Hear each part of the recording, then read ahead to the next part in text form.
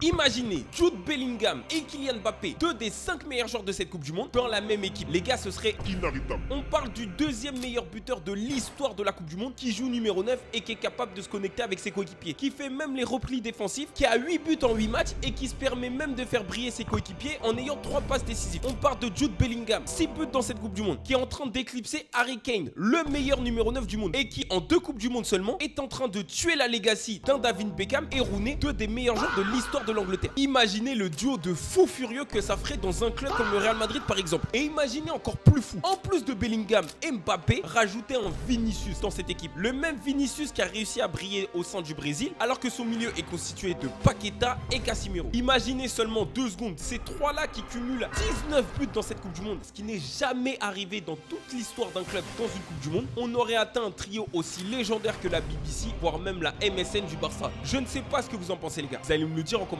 Mais avec ce trio Real Madrid, c'est impossible que le Real Madrid enchaîne 2 saisons blanches.